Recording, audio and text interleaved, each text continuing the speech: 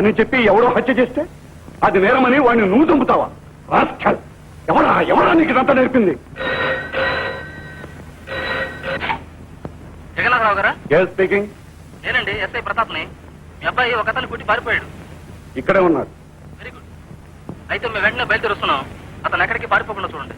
పారిపోవడమా? నా నుంచా? Impossible. I am responsible. Okay, రండి.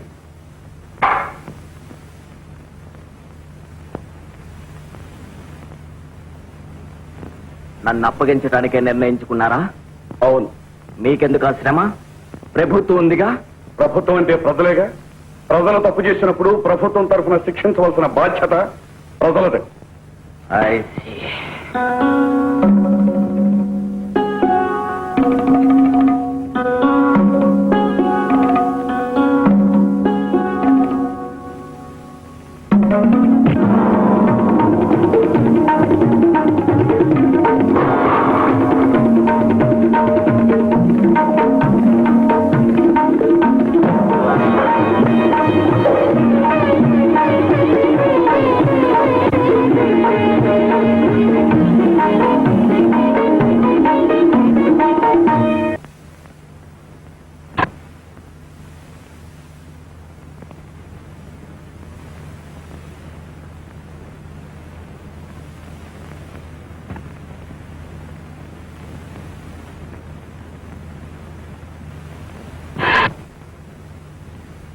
నా కర్తవ్యం నెరవేర్చానన్న తృప్తి మిగిలిన తల్లి లేని బిడ్డ, నాకున్న ఒకే బిడ్డ, వాడి ఎడబాటు నాకెంతో బాధ కలిగించింది.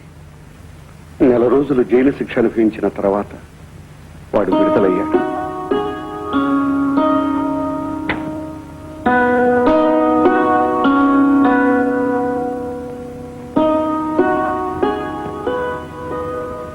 ఆ రోజు లోనికి నెట్టి తలుపులు మూశావు.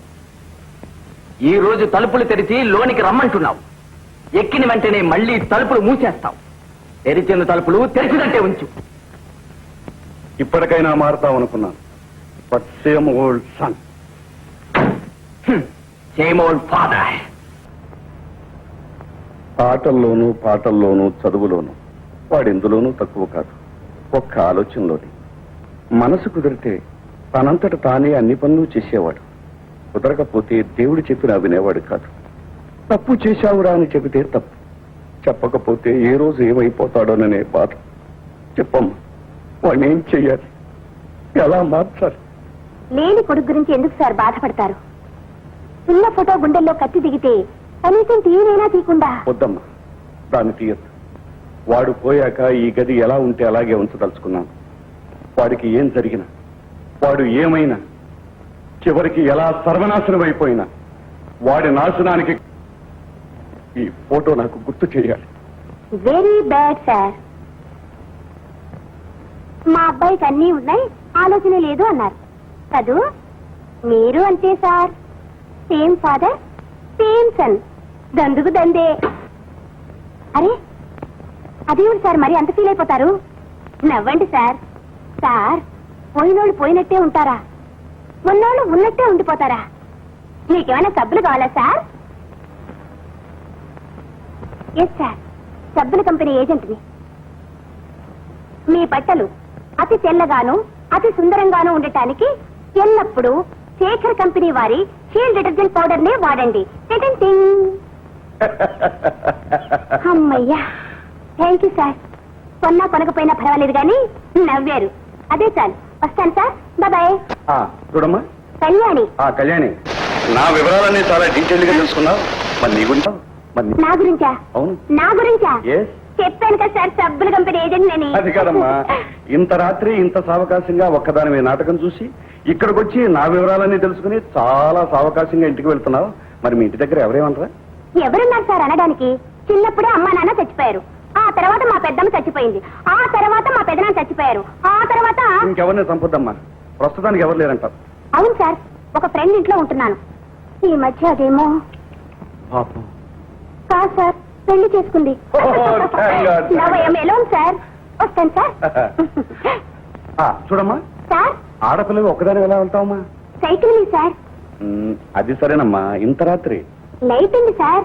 అది సరే, ఈ రాత్రికి ఇక్కడ ఉండి ప్రొద్దునే వెళ్ళొచ్చుగా. Thanks sir. వస్తాను సార్.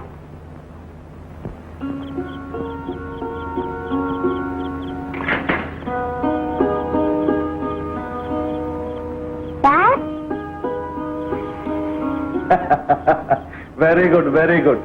నీకు చెప్పాను, నువ్వు వెళ్ళలేదు. సైకిల్ వింది, దట్స్ ఆల్. సార్ అదేది మీ ఇంట్లో వంట? లేదమ్మా, ఆవిడ పోయినప్పటి నుంచి అంతే. చూడమ్మా, భోజన సమయానికి ఇంటికి వచ్చిన వాళ్ళని తినకుండా పంపించకూడదు. భోంచెతుగా. ఈ కాసేపు నువ్వు ఇలా నవ్వుతూ ఉంటే నా కొడుకునే చూసినట్టుగా ఉంది. ప్లీజ్ రామ్మా.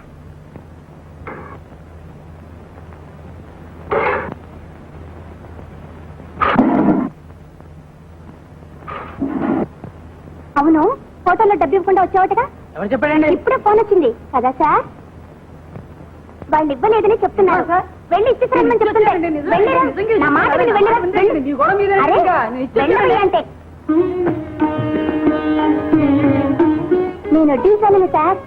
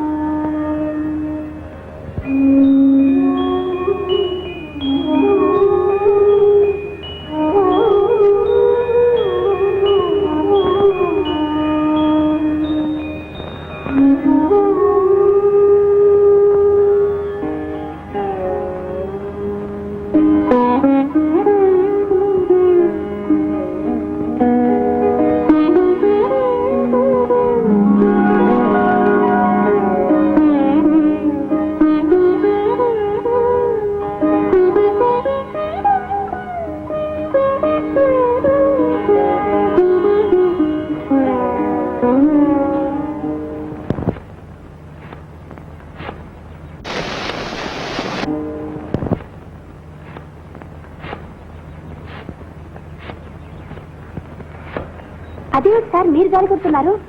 తీసేసినప్పుడు కొట్టాలిగా. మీరు తీసేశారా? అయితే రాత్రి మీ కారు గాలి తీసేసింది నేనేగా. అప్పుడు నేనే కొట్టారుగా.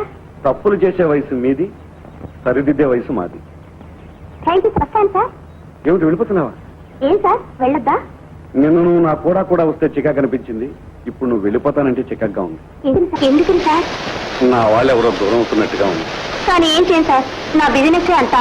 రోజు ఈ పాటు 10 ఇళ్ళు తిరిగి 2-3 డజన్లు అమ్మేశాను సార్. రోజుకు నువ్వు ఎన్ని అమ్ముతావు? 5 డజన్లు కాదు సార్, 50 డజన్లు. 50 డజన్లా? ఏం సార్, మీకు 10 డజన్లు వేయమంటారా? చూడమ్మా, నీ దగ్గర ఉన్న సబ్బులన్నీ రోజు నేనే కొనేస్తాను. Thank you sir. నువ్వు పర్మనెంట్ గా ఇక్కడే ఉండిపో. No sir.